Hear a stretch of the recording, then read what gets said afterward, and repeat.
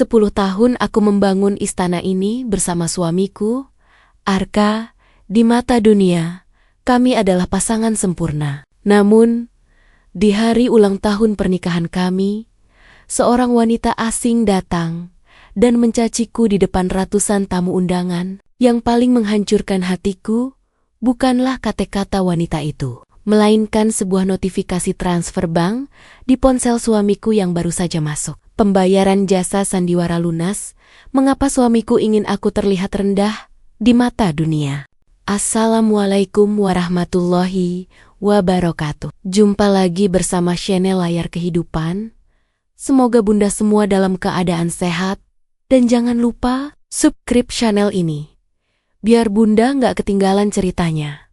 Langsung saja ini ceritanya yang bakalan buat bunda sedih. Aku merapikan kerah kemeja sutra Arka, suamiku, sambil tersenyum menatap pantulan kami di cermin besar kamar utama. Di sana, berdiri sepasang suami istri yang sering dijuluki masyarakat sebagai pasangan idaman abad ini. Arka, seorang pemimpin perusahaan besar yang gagah. Dan aku, Laras, wanita yang dianggap paling beruntung karena memiliki cinta dan kesetiaannya selama hampir 10 tahun. Hari ini, jadwalmu sangat padat sayang. Jangan lupa makan siang. Ucapku lembut. Arka mengecup keningku singkat. Tatapannya hangat. Seperti biasa. Terima kasih Laras.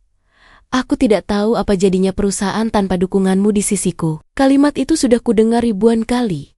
Namun entah mengapa, pagi ini rasanya begitu istimewa. Hari ini adalah awal dari pekan perayaan ulang tahun pernikahan kami yang ke-10. Semua media sosial sudah mulai membicarakan rencana pesta megah yang akan kami adakan di hotel bintang 5 milik keluarga Arka. Aku merasa hidupku benar-benar sempurna. Tidak ada celah, tidak ada luka. Hanya ada kebahagiaan yang mengalir tenang seperti sungai di musim semi. Aku menghabiskan siang hari dengan mengunjungi yayasan sosial yang kukelola. Para staf menyambutku dengan hormat, memujiku sebagai sosok istri CEO yang rendah hati dan bersahaja. Aku menikmati peran ini. Aku bangga menjadi pilar pendukung bagi Arka. Bagiku, keberhasilan Arka adalah keberhasilanku juga. Sore harinya, saat aku sedang menata bunga di ruang tamu, ponsel Arka yang tertinggal di atas meja bergetar. Sebuah notifikasi pesan masuk dari nomor yang tidak dikenal. Biasanya, aku tidak pernah ingin tahu. Namun rasa penasaran tiba-tiba menyergapku. Aku hanya melihat sekilas layar yang menyala itu. Sebuah pesan singkat tertulis di sana.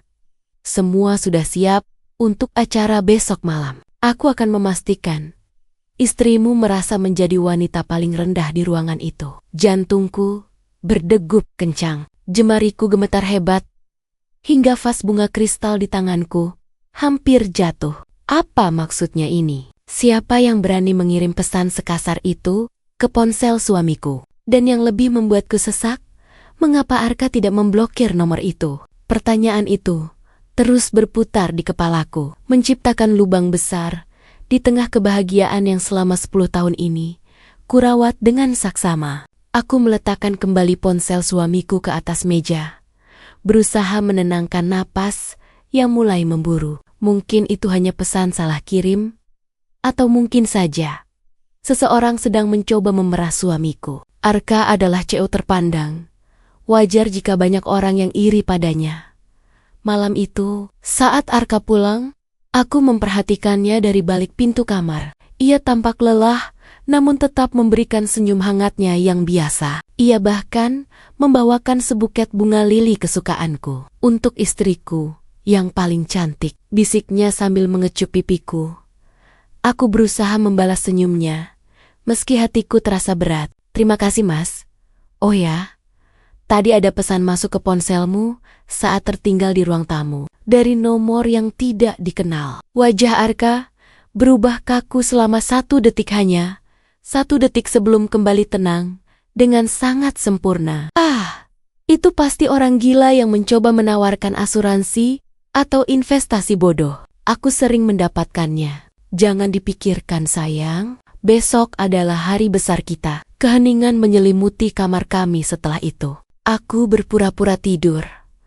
Namun mataku terjaga sepanjang malam. Aku melihat Arka bangun di tengah malam, melangkah pelan menuju balkon, dan berbicara dengan suara sangat rendah melalui ponselnya. Aku hanya mendengar satu kata yang keluar dari bibirnya.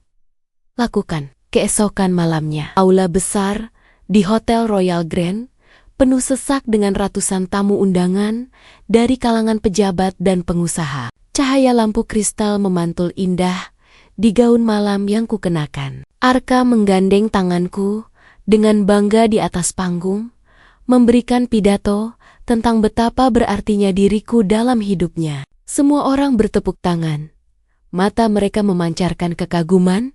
Namun, tepat saat musik dansa dimulai, pintu besar aula terbuka lebar. Seorang wanita asing dengan pakaian yang sangat kontras dengan kemewahan ruangan itu melangkah masuk. Ia berjalan lurus ke arah panggung, melewati kerumunan tamu yang mulai berbisik-bisik. Di depan semua orang, ia menunjuk wajahku dengan penuh kebencian. "Jadi ini istri CEO yang diagung-agungkan itu?" teriaknya dengan suara melengking. Wanita yang membangun citra suci di atas penderitaan orang lain. Seluruh ruangan mendadak hening. Jantungku seolah berhenti berdetak saat melihat wanita itu mengeluarkan selembar foto dan melemparkannya tepat ke arah wajahku. Foto itu meluncur pelan, mendarat di atas karpet merah di bawah kakiku. Dengan tangan gemetar, aku memungutnya. Di sana terlihat foto seorang wanita yang tampak sangat menderita di sebuah rumah sakit tua. Dan di sampingnya, ada seseorang yang sangat mirip denganku sedang memegang dokumen. "Lihat semua orang," teriak wanita asing itu lagi. Suaranya menggema di seluruh aula hotel bintang 5 ini. Laras adalah alasan mengapa keluargaku hancur. Dia menggunakan yayasan sosialnya hanya sebagai kedok untuk menindas orang-orang kecil seperti kami. Bisikan-bisikan tajam mulai menusuk telingaku seperti ribuan jarum. Aku menoleh ke arah Arka, berharap suamiku akan melangkah maju, memelukku, dan mengusir wanita gila ini dari panggung kami. Namun, Arka hanya berdiri membeku, wajahnya pucat. Tapi matanya tidak memancarkan kemarahan. Ia justru menunduk, menghindari tatapanku siola-iola. Ia sedang merasa malu karena keberadaanku. "Mas, Arka, tolong jelaskan padanya bahwa ini salah paham," bisikku dengan suara parau yang hampir hilang. Arka tidak menjawab. Ia malah melepaskan genggaman tangannya dari lenganku. Perlahan, ia mundur satu langkah, menciptakan jarak yang terasa seperti jurang ribuan kilometer di antara kami. Para tamu undangan mulai mengeluarkan ponsel mereka, merekam kejadian memalukan ini. Kilatan lampu kamera terasa membutakan mata. Wanita asing itu semakin mendekat. Wajahnya hanya berjarak beberapa sentimeter dari wajahku. "Kau tidak pantas berdiri di sini, Laras. Kau hanyalah wanita penipu yang bersembunyi di balik harta suamimu." Air mata mulai menggenangi pelupuk mataku. Aku merasa seluruh dunia sedang menertawakanku. Dalam hitungan detik, citra sempurna yang kubangun selama 10 tahun hancur berkeping-keping di depan mata rekan bisnis, sahabat, dan keluarga besar kami. Arka kemudian memberi isyarat kepada petugas keamanan, namun bukan untuk menangkap wanita itu, melainkan untuk membawaku turun dari panggung demi ketenangan acara. Saat aku diseret pelan keluar dari aula, aku melihat Arka mengambil mikrofon. Kalimat pertamanya membuat duniaku benar-benar runtuh. "Mohon maaf atas ketidaknyamanan ini. Saya akan menyelesaikan urusan pribadi istri saya ini secara internal."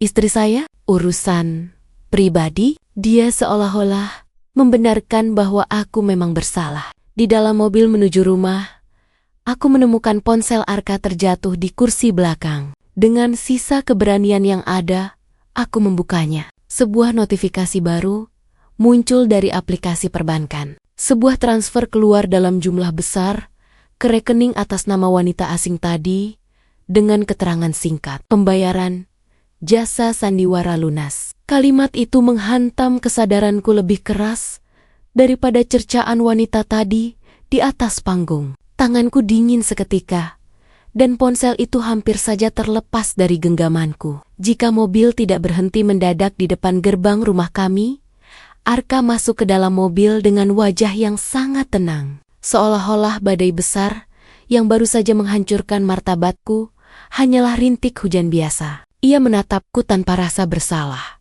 lalu meminta sopir untuk segera menjalankan kendaraan. "Mas, jelaskan padaku, apa maksud dari transfer ini?" Suaraku bergetar, menyodorkan layar ponsel itu tepat di depan matanya. Arka melirik layar itu sekilas, lalu menghela napas panjang, seolah ia sedang menghadapi anak kecil yang sedang merajuk. "Laras, simpan ponsel itu. Aku melakukan ini untuk kebaikanmu. Kau tidak tahu betapa bahayanya situasi di luar sana sekarang." "Kebaikan apa, Mas? Kau membayar orang untuk menghinaku di depan semua rekan bisnis kita. Kau membiarkan namaku diinjak-injak." Aku berteriak. Air mata yang sejak tadi kutahan akhirnya tumpah membasahi pipi. "Dunia bisnis sedang tidak stabil, Laras," jawabnya dingin, tanpa menoleh sedikit pun. "Ada pihak yang ingin menjatuhkan perusahaan melalui dirimu. Dengan membuatmu terlihat sebagai pihak yang bermasalah, perhatian mereka akan teralih. Ini hanya pengalihan isu. Kau hanya perlu diam di rumah untuk sementara waktu." Malam itu, rumah mewah kami terasa seperti penjara yang mencekam. Arka tidak lagi tidur di kamar utama. Aku hanya bisa terduduk di lantai, menatap pantulan diriku di cermin yang kini tampak asing. Namun, kejutan pahit belum berakhir. Tengah malam, asisten rumah tanggaku mengetuk pintu dengan wajah pucat pasi. "Nyonya, maafkan saya, tapi di depan rumah banyak sekali orang berseragam," bisiknya ketakutan. Aku melangkah menuju jendela dan menyibak tirai. Di bawah sana, beberapa pria bertubuh tegap sedang memasang garis pembatas di depan gerbang yayasan sosialku yang terletak tepat di samping rumah. Mereka menyita semua dokumen dan komputer. Sebuah papan pengumuman besar dipasang di sana. Aset di bawah pengawasan karena dugaan penyalahgunaan dana. Arka telah melakukannya. Dia tidak hanya menghancurkan namaku, tapi dia mulai melenyapkan segala hal yang pernah kubangun dengan keringat dan air mataku sendiri. Aku berlari menuruni tangga, mengabaikan rasa lemas di kakiku, demi menghadapi Arka yang sedang berdiri di ruang tengah sambil menyesap kopi dengan tenang. Di luar, lampu-lampu dari mobil petugas keamanan masih berkedip, memantul di dinding ruang tamu kami yang dingin. "Mas, apa yang mereka lakukan pada yayasanku? Itu adalah satu-satunya hal berharga yang kupunya," seruku dengan suara yang pecah karena tangis. Arka meletakkan cangkirnya perlahan, lalu menatapku dengan tatapan yang sulit diartikan. "Sudah kukatakan, Laras, situasinya sedang genting. Untuk sementara, yayasan harus dibekukan agar pihak luar tidak bisa menuduhmu lebih jauh. Aku hanya sedang menyelamatkanmu dari kemungkinan yang lebih buruk." "Menyelamatkanku?" Aku tertawa getir. "Dengan cara membuatku terlihat seperti pencuri dana sosial? Dengan cara membiarkan orang asing mencaciku? Kau sedang mengurungku, Arka. Kau sedang menghapus jejakku." Baru saja aku hendak meraih gagang pintu untuk keluar dan bicara dengan para petugas itu. Dua orang penjaga bertubuh besar sudah berdiri di depan pintu utama. Mereka tidak memberikan jalan. Mereka menunduk hormat, namun posisi mereka sangat jelas. Aku dilarang keluar. "Maaf, Nyonya Laras. Tuan Arka meminta Anda untuk tetap di dalam demi keamanan Anda sendiri," ucap salah satu dari mereka dengan nada datar. Duniaku serasa berputar. Aku berbalik menatap Arka yang kini sudah berjalan menaiki tangga tanpa menoleh lagi. Ponselku tiba-tiba bergetar di dalam saku. Sebuah pesan singkat masuk dari pengacara yayasan yang selama ini sangat kupercayai. Namun, isinya justru membuat jantungku mencelos. "Laras, Maafkan aku tidak bisa membantumu lagi. Semua dokumen kepemilikan yayasan sudah berpindah tangan atas namamu yang telah menandatangani surat kuasa kemarin. Aku terduduk lemas di lantai marmer yang dingin. Surat kuasa? Aku tidak pernah menandatangani apapun kecuali berkas ulang tahun pernikahan yang Arka berikan minggu lalu. Saat itulah aku menyadari suamiku sudah merencanakan kejatuhanku sejak lama, dan aku sendiri yang memberikan pena untuk ia gunakan menghancurkan hidupku. Rasa sesak di dadaku kian menjadi saat menyadari betapa bodohnya aku karena terlalu percaya pada kasih sayang yang ternyata hanyalah topeng semata. Di tengah keputusasaan itu, aku teringat pada ibu mertuaku, Ibu Sarah. Selama ini, beliau selalu membelaku dan menganggapku seperti anak kandungnya sendiri. Dengan sisa tenaga yang ada, aku merangkak menuju meja telepon dan menghubungi nomornya. Aku butuh perlindungan. Aku butuh seseorang yang bisa menyadarkan Arka bahwa tindakannya sudah di luar batas. Ibu, tolong. Arka menyekapku di rumah, dan dia mengambil alih yayasanku. Ucapku terisak begitu sambungan telepon terhubung. Hening sejenak di seberang sana. Aku berharap mendengar suara lembutnya yang menenangkan. Namun yang kudengar justru helaan napas yang dingin. Laras, berhentilah bersikap dramatis. Arka melakukan itu untuk menjaga nama baik keluarga besar kita. Kau seharusnya bersyukur. Dia masih mau mengakuimu sebagai istri setelah skandal di pesta itu. Tapi ibu tahu, itu semua fitnah. Arka yang membayar wanita itu, teriakku, tidak percaya. Cukup, Laras. Jangan menuduh anakku dengan fitnah murahan. Mungkin memang benar apa yang orang katakan, bahwa kau tidak sanggup mengelola kekayaan dan mulai kehilangan akal sehatmu. Sebaiknya kau istirahat dan turuti saja kata suamiku. Itu demi kebaikanmu sendiri, jawab Ibu Sarah sebelum memutuskan sambungan telepon dengan kasar. Telepon di tanganku terjatuh. Rasanya seperti disambar petir di siang bolong. Orang yang kuanggap sebagai ibu kedua ternyata adalah bagian dari skenario besar ini. Aku baru saja akan melangkah kembali ke kamar saat melihat Arka berdiri di balkon lantai 2, memperhatikanku dengan senyum tipis yang sangat asing. Jangan membuang energi untuk mencari bantuan, Laras.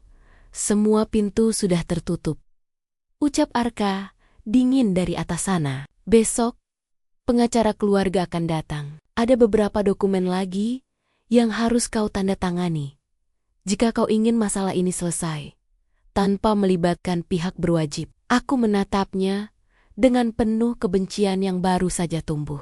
Di titik inilah aku menyadari bahwa aku tidak sedang berada di dalam rumah, melainkan di dalam sebuah sarang serigala yang siap mencabik martabatku sampai habis. Namun, di balik rasa takutku, sebuah api perlawanan mulai menyala di dasar hatiku. Aku tidak boleh menyerah begitu saja dan membiarkan mereka menghapus keberadaanku seolah aku hanyalah debu di atas meja kaca mereka yang berkilau. Jika Arka berpikir aku akan tunduk hanya karena dia telah menutup semua pintu, maka dia telah melakukan kesalahan terbesar dalam hidupnya.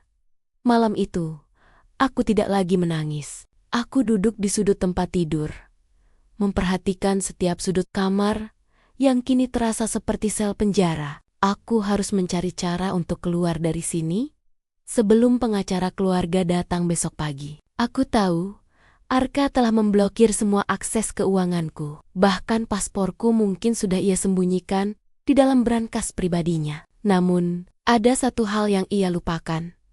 Sebuah kotak perhiasan kecil, pemberian mendiang ibuku, yang kusimpan di balik dinding lemari pakaian. Dengan hati-hati, aku menggeser papan kayu rahasia itu. Di sana, masih tersimpan beberapa perhiasan emas, murni, dan sejumlah uang tunai yang kukumpulkan dari sisa uang belanja selama bertahun-tahun. Ini bukan hanya sekadar harta. Ini adalah tiket kebebasanku. Sambil menunggu Arka terlelap, aku mulai menyusun rencana. Tujuanku kini sudah bulat. Aku harus keluar dari rumah ini, membersihkan namaku, dan membongkar alasan sebenarnya mengapa Arka ingin menghancurkanku. Aku tidak butuh bantuan Ibu Sarah atau siapapun yang telah berkhianat. Aku hanya butuh diriku sendiri. Tepat pukul 2 dini hari, aku mengenakan pakaian hitam yang paling tidak mencolok. Aku tidak membawa koper besar. Hanya sebuah tas punggung berisi barang-barang paling penting. Aku berjalan tanpa alas kaki, menapaki setiap anak tangga dengan sangat perlahan agar tidak menimbulkan bunyi sekecil apapun. Jantungku berdebar sangat kencang, seolah-olah ia ingin melompat keluar dari dadaku. Saat aku sampai di dapur, aku melihat pintu servis yang biasanya digunakan oleh asisten rumah tangga untuk membuang sampah. Itu adalah satu-satunya celah yang mungkin tidak dijaga seketat pintu utama. Namun, saat tanganku baru saja menyentuh grendel pintu, lampu dapur tiba-tiba menyala dengan terang, membutakan mataku sejenak. Aku tersentak dan memejamkan mata rapat-rapat. Jantungku serasa berhenti berdetak saat sebuah bayangan panjang jatuh di atas lantai marmer di hadapanku. Aku bersiap untuk mendengar suara bariton Arka yang dingin, namun suara yang terdengar justru lebih halus. Namun tak kalah tajam, mau pergi kemana? Nyonya Laras, di luar sana sangat dingin untuk wanita yang baru saja kehilangan segalanya. Ucap Bisumi, asisten rumah tangga senior yang sudah bekerja di rumah ini jauh sebelum aku datang. Aku menoleh dengan napas terengah, melihatnya berdiri di dekat saklar lampu dengan wajah datar tanpa ekspresi. Selama ini, Bisumi adalah orang yang paling pendiam. Namun kini tatapannya terasa seperti pengawas yang sangat jeli. Aku mencengkeram tas punggungku erat rapat, bersiap jika ia berteriak memanggil penjaga di luar. Bi, tolong biarkan aku lewat. Aku tidak bisa tinggal di sini lebih lama lagi, bisikku, memohon. Mataku mulai berkokyok-koka. Bisumi melangkah mendekat. Langkah kakinya tidak bersuara sama sekali. Ia menatap pintu servis, lalu kembali menatapku. Tuan Arka sudah memerintahkan kami semua untuk melaporkan setiap gerakan Anda. Jika saya membiarkan Anda pergi, posisi saya terancam. Aku merasa harapan terakhirku pupus. Namun, tiba-tiba wanita tua itu merogoh saku celemeknya dan mengeluarkan sebuah kunci kecil yang sudah tua. Ia meraih tanganku dan meletakkan kunci itu di telapak tanganku yang gemetar. Gunakan pintu samping gudang belakang. Di sana tidak ada kamera, karena kabelnya baru saja saya cabut. Cepat pergi sebelum penjaga berganti giliran dalam 10 menit. Bisiknya dengan suara yang nyaris tak terdengar. Aku terpaku, tidak menyangka akan mendapat bantuan dari orang yang paling tidak kuduga. Tapi, kenapa Bi? Karena saya tahu bagaimana rasanya diperlakukan tidak adil oleh keluarga ini. Cepatlah, Nyonya, jangan pernah menoleh ke belakang, jawabnya sambil mematikan kembali lampu dapur.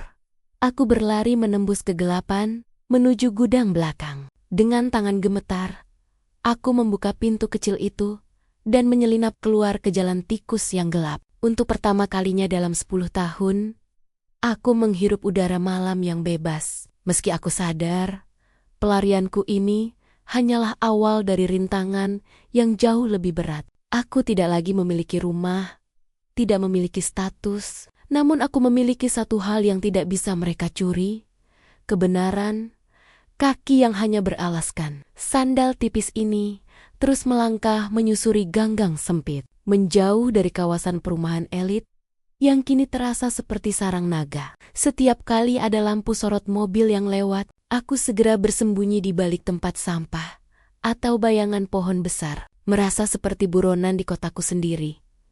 Aku akhirnya sampai di sebuah penginapan kecil di pinggiran kota yang hanya menerima pembayaran tunai. Di dalam kamar yang sempit dan berbau apek, aku membuka tas punggungku dan mengeluarkan satu-satunya benda yang sempat kuselamatkan. Selain perhiasan, sebuah buku catatan kecil milik Arka yang pernah aku temukan di laci ruang kerjanya setahun yang lalu. Dahulu, aku mengira itu hanya berisi catatan proyek biasa. Namun kini setiap angka dan inisial di dalamnya terasa seperti kode rahasia. Inisial MD. Siapa dia? Gumamku pelan sambil menelusuri halaman demi halaman.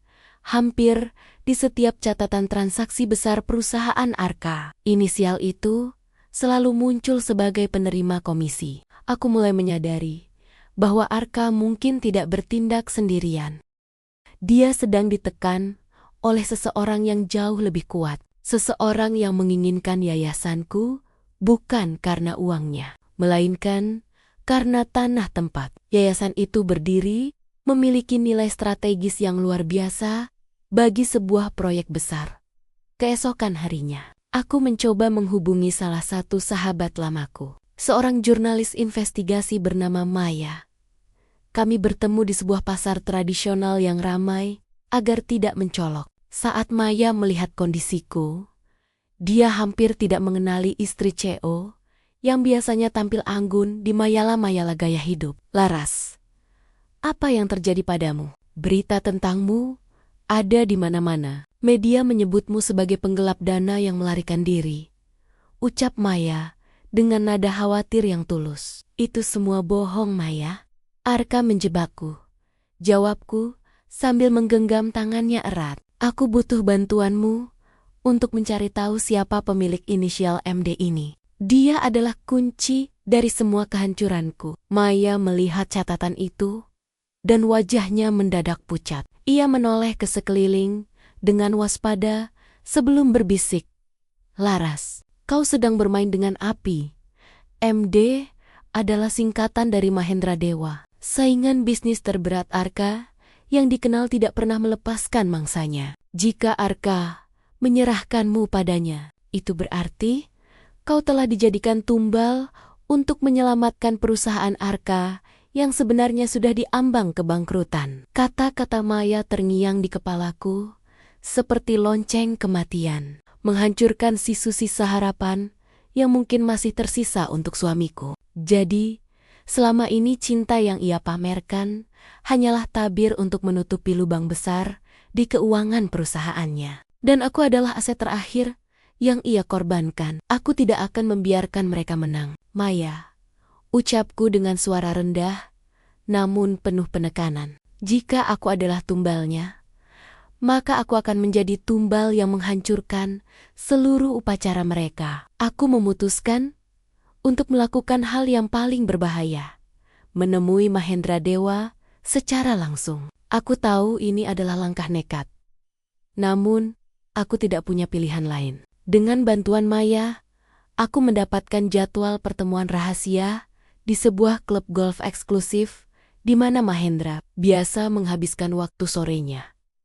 Aku mengenakan pakaian sederhana dan kacamata hitam besar, menyelinap melalui pintu staf berkat bantuan informasi dari Maya di sebuah ruangan privat yang menghadap ke padang rumput hijau. Aku melihat seorang pria parubaya dengan aura yang sangat mengintimidasi. Itulah Mahendra Dewa. Siapa kau? Beraninya mengganggu waktuku. Suaranya berat dan penuh wibawa.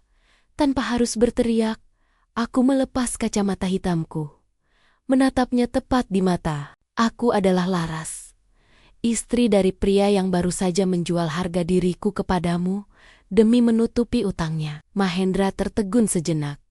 Lalu tawa kecil keluar dari bibirnya. Ia mempersilakanku duduk dengan isyarat tangan yang dingin. Arka mengatakan istrimu sedang tidak stabil secara mental dan melarikan diri. Ternyata kau jauh lebih berani dari yang dia ceritakan. Aku kesini bukan untuk meminta belas kasihan, kataku tegas sambil meletakkan buku catatan Arka di atas meja. Aku tahu Anda menginginkan lahan yayasanku untuk proyek pelabuhan baru itu. Arka menjanjikannya pada Anda dengan cara menyingkirkanku agar dokumennya bisa dipindahkan tanpa hambatan hukum. Tapi lihat catatan ini, Arka juga sedang bernegosiasi dengan pesaing Anda yang lain menggunakan lahan yang sama. Wajah Mahendra berubah drastis. Matanya yang tajam menatap catatan transaksi rahasia itu. disinilah rintangan terberatku bermula. Aku sedang mempertaruhkan nyawaku di antara dua raksasa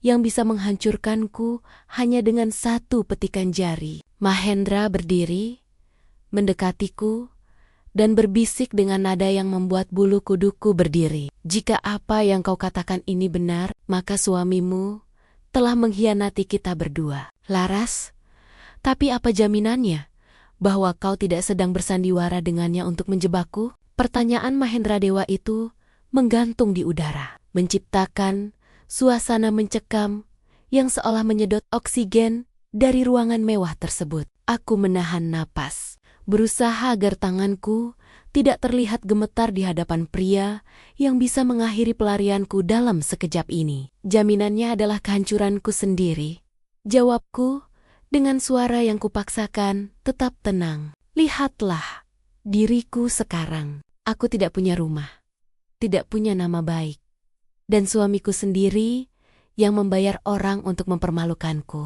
Jika aku bersandiwara dengannya, aku adalah aktris yang paling bodoh di dunia. Mahendra menatapku lama, seolah sedang membaca setiap inci kejujuran di mataku. Akhirnya, ia mengangguk tipis dan mengambil buku catatan itu. Baiklah Laras, aku akan menyelidiki ini. Namun, kau harus tahu satu hal. Arka baru saja mengumumkan secara resmi bahwa kau sedang dalam perawatan medis karena gangguan jiwa. Apapun yang kau katakan mulai sekarang, dunia akan menganggapnya sebagai halusinasi. Aku tersentak. Arka bergerak lebih cepat dari yang kubayangkan. Dia tidak hanya mengambil hartaku, tapi dia sedang membunuh karakterku secara total agar suaraku tidak lagi memiliki nilai di mata hukum.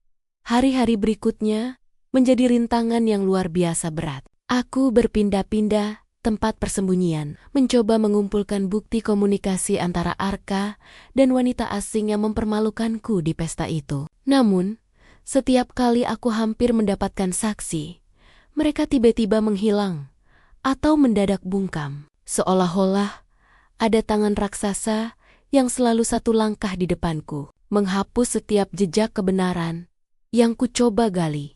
Puncaknya terjadi ketika Maya, satu-satunya orang yang membantuku, menghubungiku dengan suara ketakutan. Laras, jangan hubungi aku lagi. Kantor jurnalisku didatangi orang-orang berseragam. Mereka mencarimu, dan mereka membawa surat perintah penjemputan paksa untuk membawamu ke rumah sakit jiwa atas permintaan keluarga. Aku terduduk di pojok kamar penginapan yang remang-remang. Harapan untuk membongkar kebenaran lewat jalur media kini tertutup rapat. Semua usahaku gagal total. Sahabatku menjauh karena ketakutan.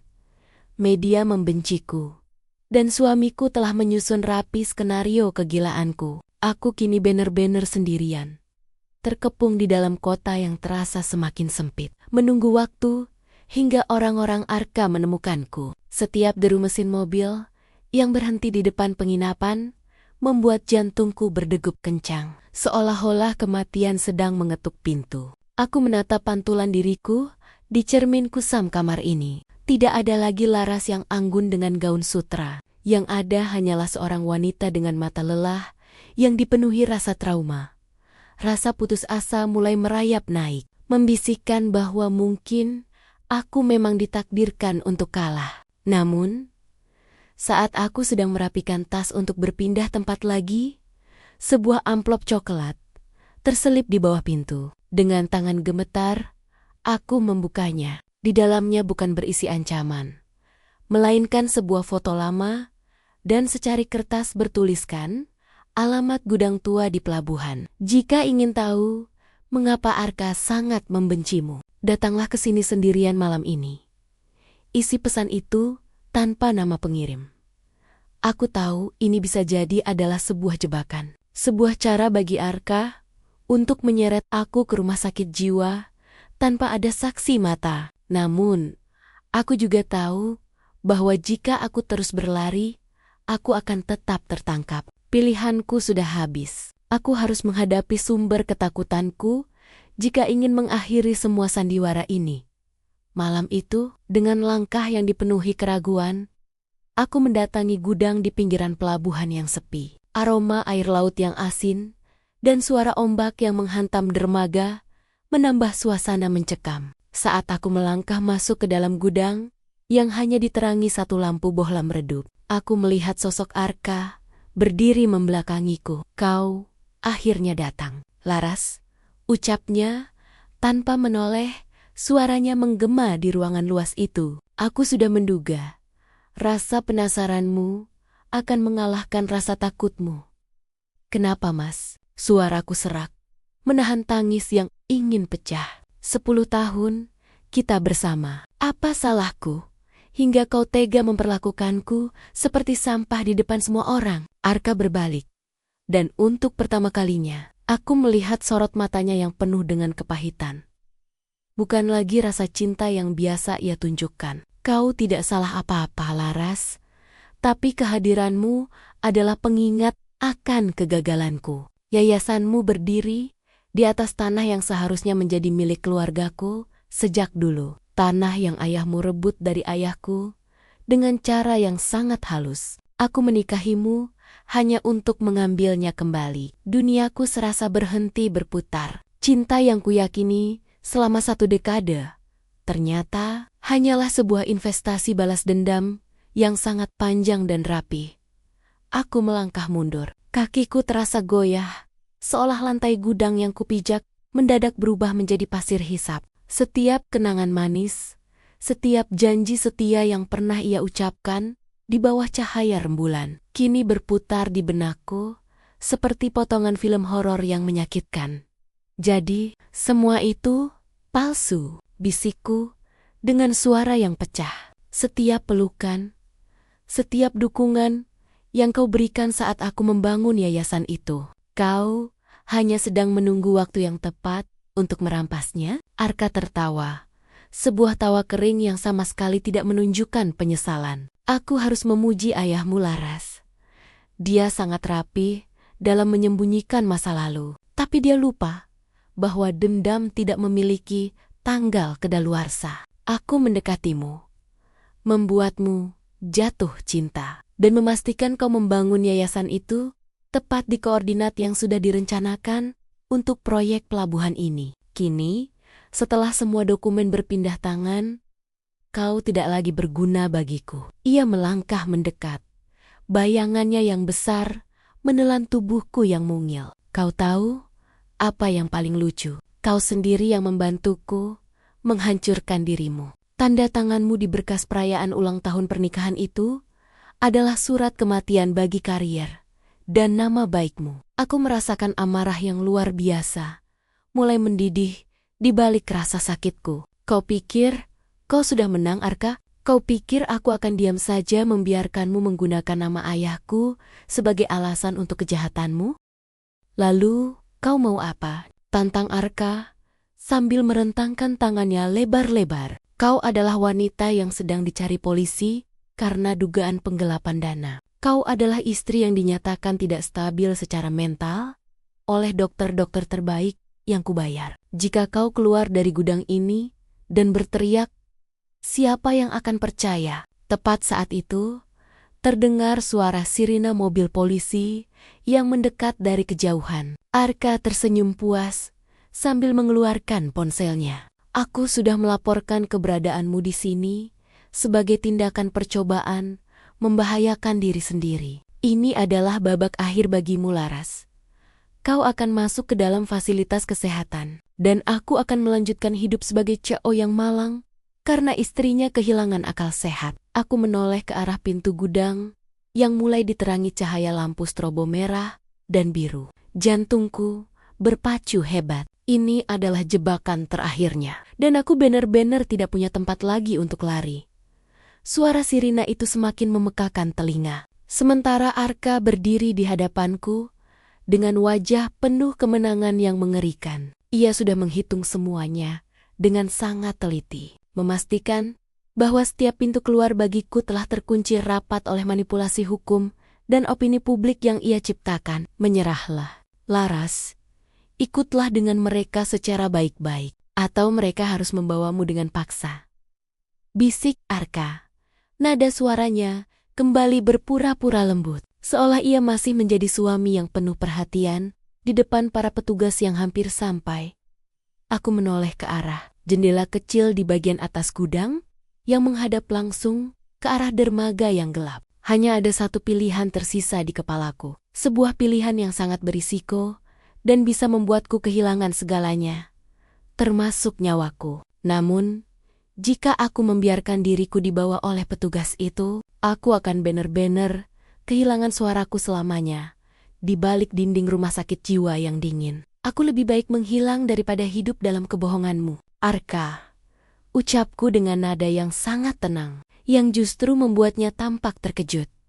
Sebelum petugas pertama berhasil mendobrak pintu depan, aku berlari sekuat tenaga ke arah tumpukan peti kayu di pojok gudang. Arka mencoba mengejarku, namun ia terhambat oleh reruntuhan besi tua yang menghalangi jalannya. Dengan sisa tenaga yang kupunya, aku memanjat ke arah jendela kecil itu. Aku tidak lagi memikirkan rasa takut akan ketinggian atau air laut yang dingin di bawah sana. Tepat saat pintu gudang terbuka dan sorot lampu senter polisi menerangi ruangan, aku melepaskan peganganku dan melompat ke arah kegelapan dermaga. Aku mendengar teriakan Arka yang memanggil namaku bukan karena rasa khawatir, melainkan karena ia takut mangsanya lepas sebelum kontrak balas dendamnya selesai. Dinginnya air laut menyambut tubuhku, meredam segala suara herek pikak di atas sana. Di dalam air yang pekat itu, aku membuat janji pada diriku sendiri. Laras yang lemah telah tenggelam malam ini, dan aku akan kembali sebagai badai yang akan meruntuhkan menara kaca Arka sampai ke akar-akarnya. Paru-paruku terasa sesak, namun tekad untuk bertahan hidup memberiku kekuatan ekstra untuk berenang, menjauh dari sorot lampu senter polisi yang menyisir permukaan air dari atas dermaga. Aku membiarkan arus laut membawaku ke balik deretan kapal nelayan yang sedang bersandar di sisi jauh pelabuhan dengan tubuh yang menggigil hebat dan pakaian yang berat karena air. Aku merangkak naik ke sebuah dermaga kecil yang tersembunyi. Aku tidak memiliki apapun sekarang. Tas punggungku telah hanyut. Perhiasanku hilang di dasar laut, namun di dalam saku pakaianku yang masih tertutup rapat, aku merasakan benda keras yang kecil. Kunci pemberian, Bisumi. Aku teringat pada sebuah alamat yang pernah Bisumi bisikan padaku sebelum aku kabur. Sebuah rumah kontrakan kecil di pinggiran desa nelayan yang ia sebut sebagai tempat paling aman dari dunia Arka. Dengan berjalan kaki sambil memeluk tubuh sendiri untuk menahan dingin, aku akhirnya sampai di sana saat fajar mulai menyingsing. Di rumah kecil itu, aku mulai menyusun kembali patenggen-patenggen harga diriku. Aku memotong rambutku yang selama ini selalu menjadi kebanggaan Arka, menyamarkan identitas pelarianku. Aku menggunakan sedikit uang tunai yang tersisa di dalam saku rahasia untuk membeli ponsel bekas. Hal pertama yang kulakukan adalah mencari berita tentang diriku. Istri Co Arka hilang setelah mencoba terjun ke laut. Diduga mengalami gangguan kejiwaan berat. Berita itu terpampang di mana-mana. Namun, ada satu detail yang tidak Arka duga. Saat aku berada di gudang tadi, aku secara dayam-dayam mengaktifkan fitur perekam suara di jam tangan pintarku yang masih tersangkut di pergelangan tangan. Jam tangan tahan air yang dulu ia berikan sebagai hadiah ulang tahun. Semua pengakuan Arka tentang balas dendam, tentang penjebakan yayasanku, dan tentang manipulasi dokumen terekam dengan sangat jelas. Aku kini memiliki senjata, namun aku belum bisa menggunakannya. Aku butuh sekutu yang jauh lebih kuat dari sekadar jurnalis. Aku butuh seseorang yang juga memiliki dendam yang sama besar terhadap Arka. Dan orang itu, aku tahu pasti, adalah Mahendra Dewa yang telah dikhianati Arka dalam negosiasi lahan itu. Aku tidak lagi memiliki keraguan. Jika aku ingin menjatuhkan seorang raksasa, aku harus menggandeng raksasa lain yang jauh lebih lapar, dengan identitas baru dan penampilan yang sangat berbeda. Aku berhasil menyelinap kembali ke kantor pribadi Mahendra. Kali ini tanpa lewat pintu staf. melainkan melalui jalur darurat yang hanya diketahui oleh orang dalam yang kini memihakku. Kau masih hidup? Mahendra terperanjat dari kursinya. Matanya membelalak menatapku yang kini berambut pendek dan berpakaian serba hitam. Seluruh kota mengira kau sudah hanyut ditelan ombak. Laras yang lama sudah hanyut, Tuan Mahendra. Jawabku dingin sambil meletakkan jam tangan pintarku di atas meja mahagoninya. Tapi rekaman pengakuan Arka tentang pengkhianatannya terhadap Anda masih tersimpan dengan sangat baik di sini. Mahendra mendengarkan rekaman itu dengan saksama. Setiap kata yang keluar dari suara Arka tentang bagaimana ia mempermainkan Mahendra membuat rahang pria itu mengeras. Kemarahan besar terpancar dari wajahnya. Arka tidak hanya menjual lahan itu kepada pesaing Mahendra, tetapi ia juga berencana melenyapkan Mahendra dari peta bisnis kota ini dengan tuduhan palsu.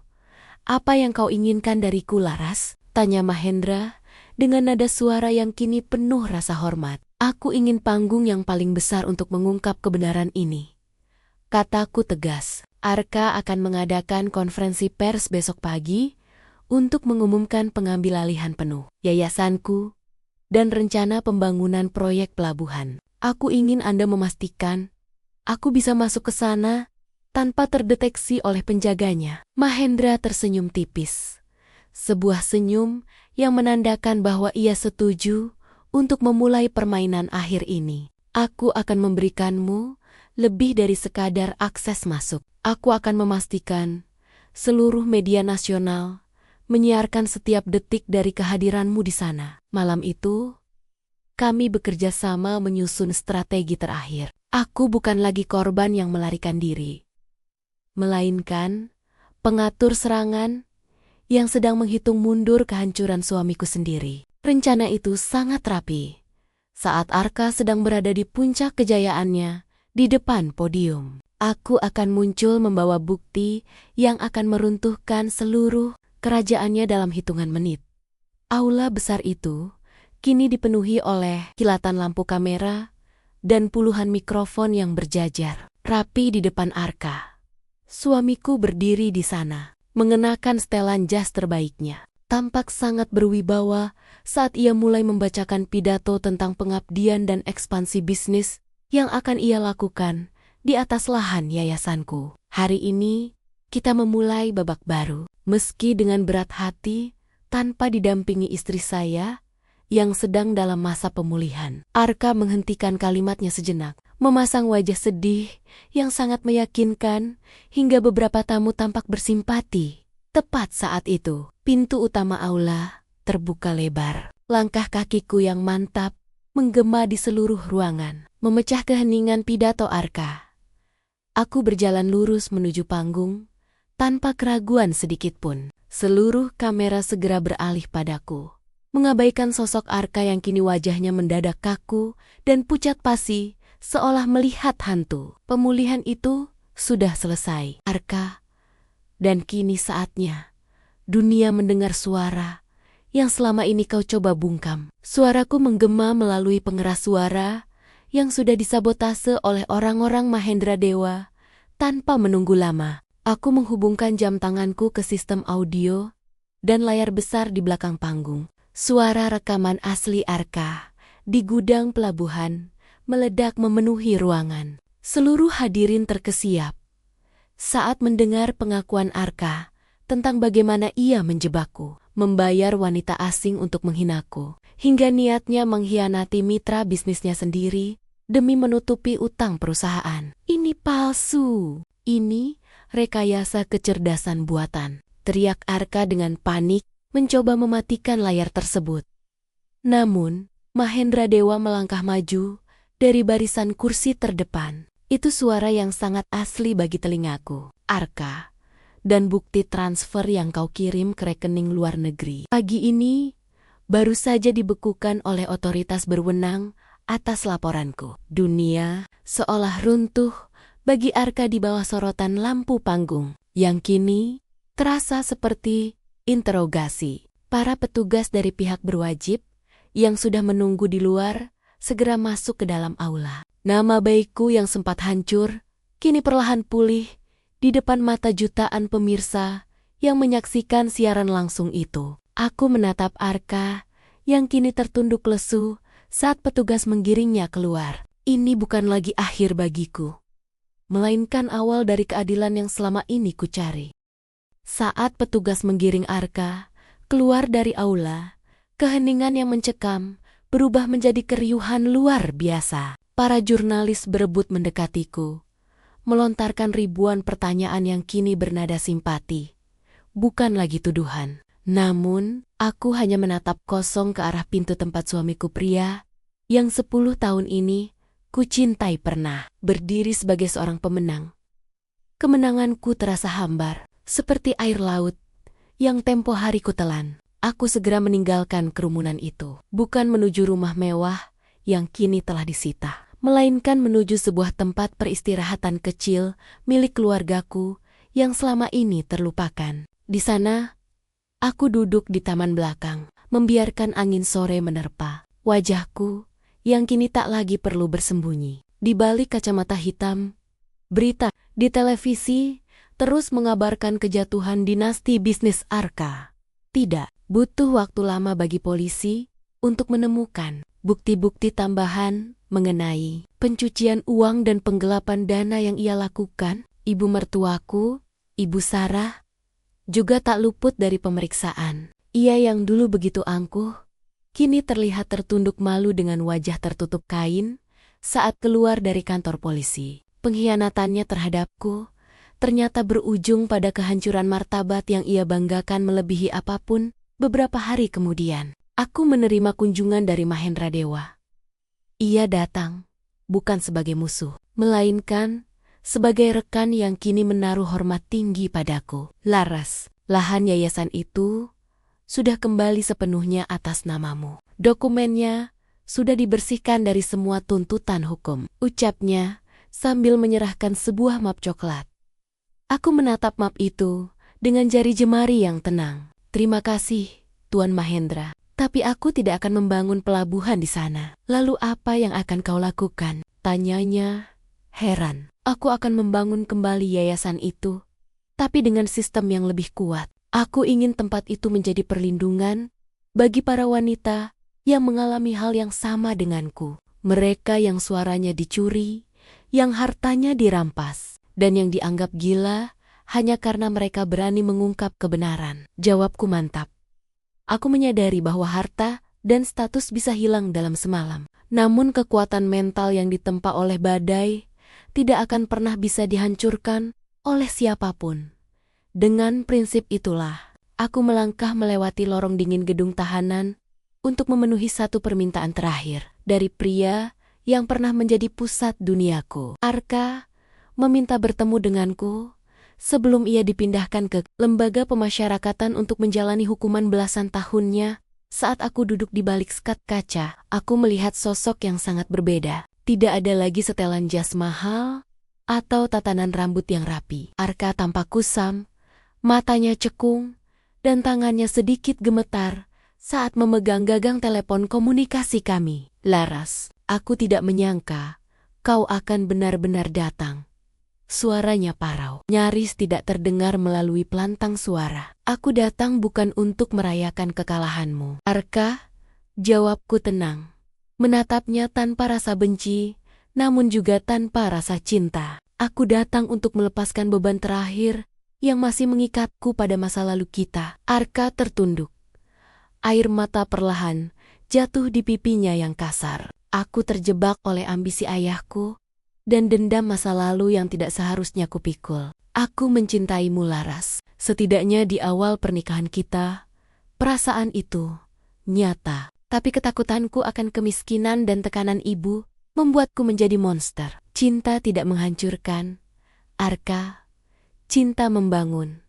Potongku halus. Apa yang kau lakukan padaku bukan karena tekanan, tapi karena pilihanmu sendiri. Kau memilih untuk membayar orang asing menghinaku. Kau memilih untuk mencoba melenyapkanku di dermaga itu. Kau tidak bisa menyalahkan masa lalu atas kejahatan yang kau lakukan dengan sadar. Arka terdiam, 1000 bahasa. Ia menyadari bahwa wanita yang ada di hadapannya bukan lagi Laras yang bisa ia manipulasi dengan kata-kata manis. Aku meletakkan tanganku di atas kaca sejenak, sebagai tanda perpisahan terakhir. Aku sudah memaafkanmu. Bukan karena kau pantas mendapatkannya, tapi karena aku pantas mendapatkan ketenangan. Selamat tinggal Arka. Aku berdiri dan melangkah keluar tanpa menoleh ke belakang sedikit pun, mengabaikan panggilannya yang pilu. Di luar gedung, cahaya matahari pagi menyambutku dengan hangat. Aku melihat beberapa staf yayasanku sudah menunggu dengan senyum lebar, siap untuk memulai peletakan batu pertama gedung perlindungan wanita yang baru. Hidupku bukan lagi tentang menjadi istri CEO, melainkan tentang menjadi diriku sendiri yang bermanfaat bagi banyak orang. Di atas lahan yang dulunya menjadi sengketa berdarah, kini berdiri sebuah bangunan kokoh dengan arsitektur terbuka yang membiarkan cahaya matahari masuk ke setiap sudutnya Yayasan Harapan. Laras. Tempat ini bukan sekadar bangunan, melainkan simbol bahwa kehancuran bukanlah akhir, melainkan sebuah pondasi untuk membangun sesuatu yang lebih mulia. Pada hari peresmian, aku berdiri di atas panggung yang sama sekali berbeda dengan panggung pesta terkutuk beberapa bulan lalu. Kali ini, tidak ada gaun mewah yang menyesakkan napas. Aku mengenakan kemeja putih sederhana dengan kain batik tradisional yang melilit pinggangku, melambangkan akar dan keteguhan. Di hadapanku, ratusan wanita yang pernah mengalami penindasan menatap dengan mata yang kini berpendar penuh harapan. Luka mungkin meninggalkan bekas, ucapku di depan mikrofon. Suaraku kini stabil dan penuh wibawa. Namun, bekas luka itu adalah bukti bahwa kita lebih kuat daripada apapun yang mencoba menghancurkan kita. Jangan biarkan siapapun mencuri suaramu, karena suaramu adalah senjatamu yang paling berharga. Di barisan terdepan, aku melihat Bisumi tersenyum haru sambil mengusap air matanya. Dia kini menjadi kepala pengelola rumah tangga di yayasan ini, hidup dengan martabat yang layak ia dapatkan. Bahkan, Mahendra Dewa hadir, memberikan tepuk tangan tulus sebagai tanda hormat kepada lawan yang kini menjadi rekan sosialnya. Setelah acara selesai, aku berjalan menuju dermaga kecil di belakang gedung yayasan. Aku menatap air laut yang tenang. Air yang sama yang pernah mencoba menenggelamkanku. Aku mengambil cincin pernikahan lama yang selama ini kusimpan di dasar tas, lalu melepaskannya. Dengan satu ayunan tangan, logam kecil itu tenggelam ke dalam pelukan ombak, membawa pergi sisi trauma dan masa lalu yang telah usai. Arka dan Ibu Sarah mungkin masih mendekam di balik dinginnya dinding penjara, meratapi keserakahan yang memakan diri mereka sendiri. Namun, bagiku, mereka sudah menjadi bagian dari sejarah yang tak lagi memiliki kuasa atas masa depanku. Aku menghirup udara laut yang segar, merasakan kebebasan mutlak yang tak bisa dibeli dengan saham atau perusahaan manapun. Laras yang dulu mungkin sudah mati di dermaga pelabuhan itu, tapi Laras yang sekarang lahir dari keberanian dan kebenaran. Aku berbalik, berjalan menuju gedung yayasan di mana anak-anak dan para wanita sudah menungguku. Matahari terbenam di ufuk barat dengan warna emas yang sangat indah, menutup babak panjang penderitaanku dan membuka lembaran baru yang penuh dengan kedamaian. Tamat. Terima kasih sudah mendengar cerita ini. Semoga Bunda semua suka sama ceritanya. Dan jangan lupa like, komen, dan subscribe. Wassalamualaikum warahmatullahi wabarakatuh.